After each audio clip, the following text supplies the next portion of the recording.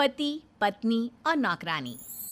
शीतल और अभिमन्यु की शादी को 5 साल हो चुके थे, लेकिन अभी तक उनका कोई बच्चा नहीं हुआ था।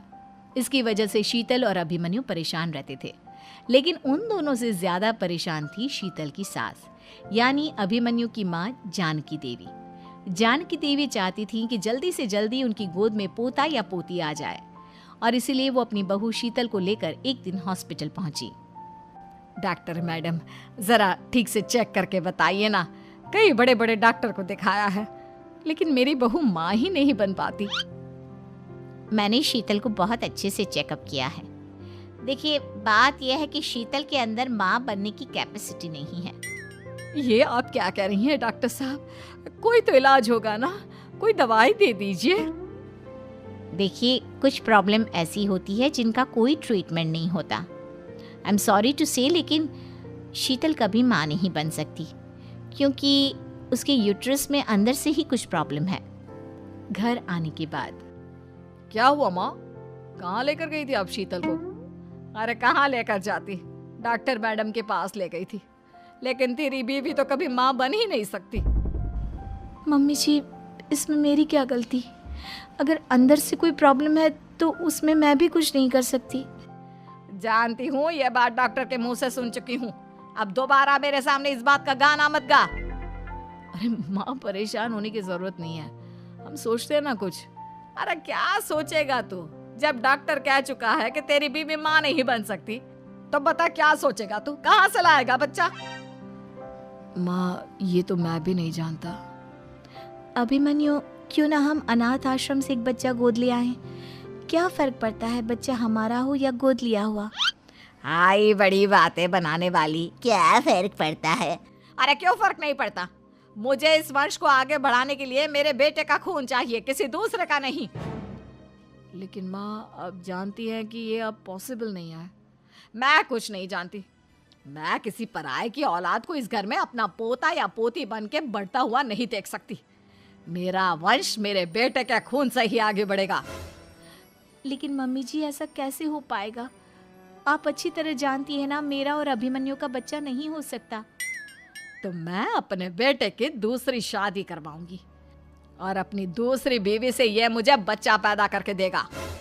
ये आप क्या कह रही हैं माँ? मैं किसी और से शादी नहीं करने वाला। मेरे रहते हुए आप अभिमन्यु की शादी किसी और से करवाएंगी? मम्मी जी, आप ऐसा कैसे कर सकती हैं? तू बस देखती जा बहू, मैं ऐसा कैसे कर सकती हूँ। कुछ दिनों के बाद, अभिमन्यु, मैंने तेरे लिए लड़की ढूंढ ली है। माँ, मैं आपको कितनी बार समझाऊं, मुझे किसी से शादी नहीं करनी है। पहले मेरी बात सुन। ये जो चमेली है ना, हमारे घर में काम करने आती है, वो तुझसे शादी करने के लिए तैयार है।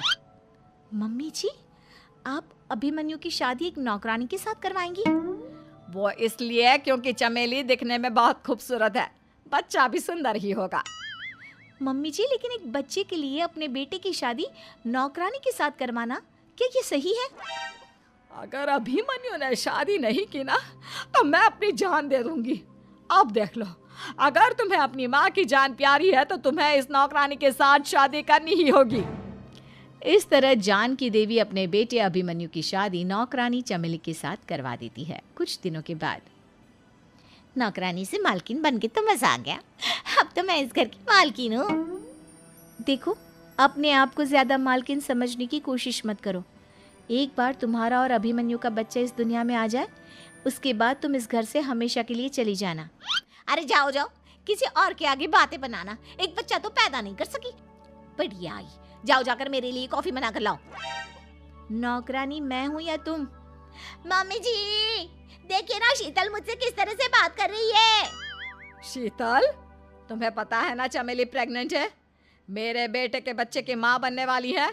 वो जैसा कहती है वैसा करो। लेकिन मम्मी जी, वो मुझे नौकरों की तरह ट्रीट कर रही है।